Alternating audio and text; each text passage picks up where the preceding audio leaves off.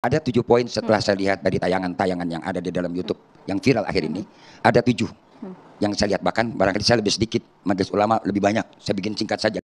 Saya dapat ikon Pancasila terus disesatkan, berarti Pancasila sesat. Asyidi idhasya kasyida. Bismillahirrahmanirrahim.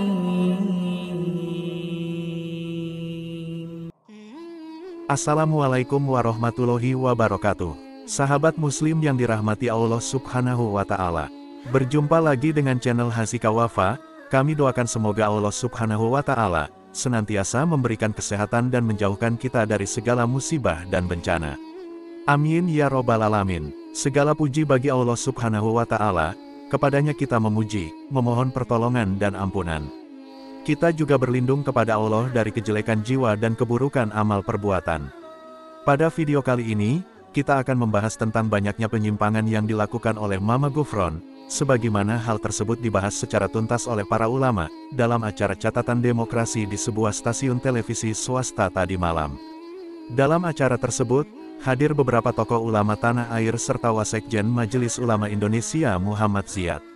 Namun sangat disayangkan, Abuya Mama Gufron maupun perwakilan dari Pondok Pesantren Unik Nusantara, tidak ada yang hadir dalam acara tersebut, dengan alasan sudah ada agenda kegiatan yang lain. Kita ketahui bersama, video Mama Gufron beberapa hari belakangan telah viral di media sosial. Hal tersebut lantas menimbulkan perdebatan di masyarakat, hingga para ulama turut memberikan komentar terhadap ceramah Mama Gufron tersebut.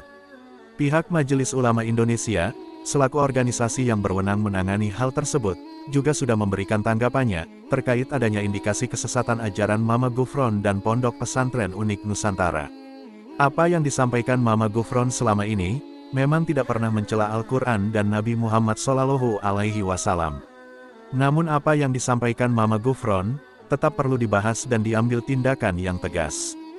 Karena banyak videonya yang sudah viral di media sosial, jangan sampai masyarakat terjerumus dengan apa yang disampaikan oleh Mama Gufron tersebut.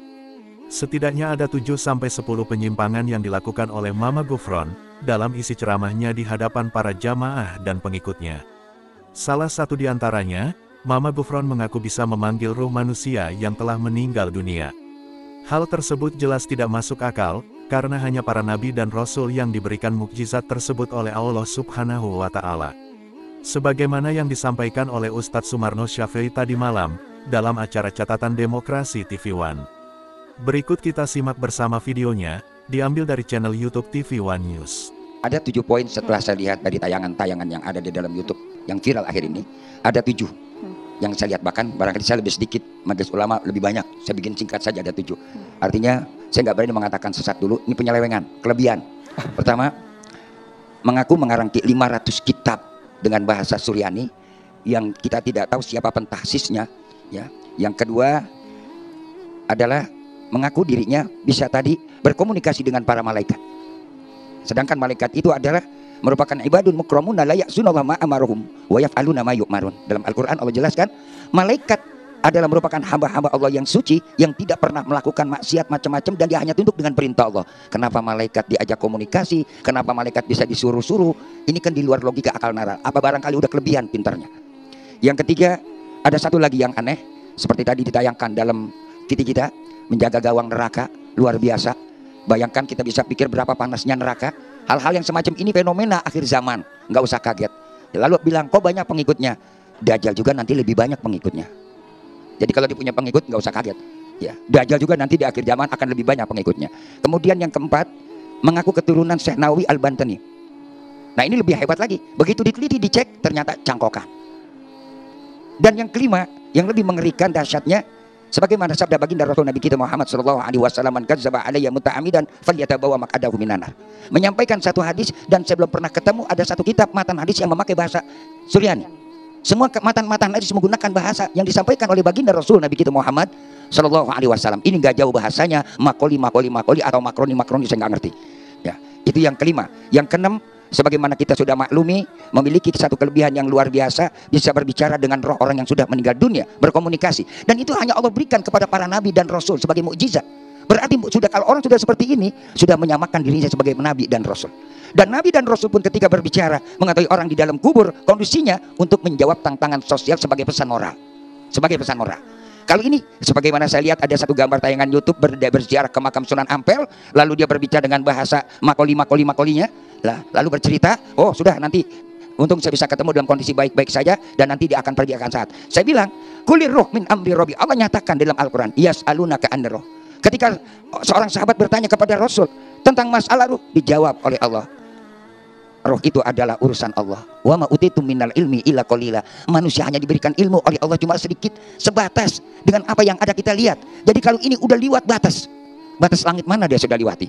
Mudah-mudahan bisa kembali ke alam dunia. Indikasi penyelewengan yang Lalu yang terakhir, tentunya yang paling amat mengagetkan lagi, bisa bahasa Suryani. Bahasa Suryani ini adalah bahasa kuno yang sudah ditinggalkan dan paling sekarang dipakai di daerah untuk orang-orang Kristen optik, Kristen Ortodok yang ada di daerah Syria dan juga pinggiran Palestina dan juga pinggiran dari daerah Mesir. Dan itu hanya dipakai untuk bahasa ritual. Sahabat muslim yang dirahmati Allah Subhanahu wa Ta'ala, kita sebagai orang muslim yang telah dibekali ilmu agama, ceramah Mama Gufron memang tidak masuk akal sebagaimana ajaran Islam yang kita terima dari para ulama. Namun anehnya, tetap saja ada pengikut dan jamaah dari Mama Gufron yang jumlahnya tidak sedikit. Diketahui ratusan santri juga menuntut ilmu agama di Pondok Pesantren Unik Nusantara. Hal tersebut juga yang menjadi pembahasan tadi malam, bagaimana banyak pengikut Mama Gufron yang dengan tegas membenarkan apa yang disampaikan oleh Mama Gufron selama ini. Nabi Muhammad SAW sudah menyampaikan kepada umatnya, bahwa di akhir zaman seperti sekarang ini, akan muncul sifat-sifat Dajjal sebelum kedatangan Dajjal yang sesungguhnya. Banyak orang yang dusta bukan untuk urusan dunia, melainkan untuk urusan agama. Mereka pintar berbicara, retorikanya menarik dan terlihat benar, padahal apa yang sampaikan keluar dari tuntunan agama. Sebagaimana yang disampaikan oleh Ustadz Adi Hidayat berikut ini, diambil dari channel YouTube Akhyar TV. Fitnah Dajjal ada dua. Ada Dajjal dan Masih Dajjal. Dajjal misal, ada Masih Dajjal. Beda. Kalau Masih Dajjal itu makhluknya, tanda akhir zaman. Kalau Dajjal disebutkan itu biasanya sifat-sifat yang menyerupai sifat Dajjal. Contoh, kita ambil misalnya di hadis riwayat Muslim. Di kitabnya halaman 111, jilid pertama, posisi paling kiri sebelah atas, bab yang keempat, hadis nomor 6. Riwayat hadis Abu Hurairah radhiyallahu ta'ala anhu. Kalau ingin mirip bukunya, cari syarah Sahih Muslim, syarah Imam An-Nawawi. Saya punya 9 jilid warna biru dongker, cetakan tahun 2002. Saya beli 26 Juli di Husainiyat di Mesir, cetakan Darul Hadis. Lihat baik-baik hadisnya. Sayati akan datang alaikum pada kalian semua fi akhir zaman, di akhir-akhir masa kehidupan. Dajjaluna kadzabun. Disebutkan Dajjal, jamak lagi bentuknya. Para Dajjal, kadzabun yang terbiasa berdusta. Baik, apa dustanya? Ternyata bukan urusan dunia. Kalau dusta urusan dunia, zaman jahiliyah juga sudah ada. Coba lihat, orang jahiliyah dusta, makanya turun ayat wailul lil mukadzibin, celaka para pendusta. Orang jahiliyah curang dalam bisnis, turun ayat wailul lil mutaffifin. Bukan urusan itu. Dustanya, yuhadditsunakum bima lam tasma'uhu wa la yasma'unahu aba'ukum. Mereka akan banyak berdusta tentang urusan agama kalian. Mereka pandai bicara kepada kalian, menyampaikan sesuatu yang kelihatan benar, padahal itu begitu mengagetkan. Keluar dari tuntunan agama. Jangankan engkau yang kaget saat mendengarnya, orang dulu pun kalau ikut dengar, ikutan kaget. Ikutan kaget. Nah teman-teman, di antara makna Dajjal itu membuat fitnah.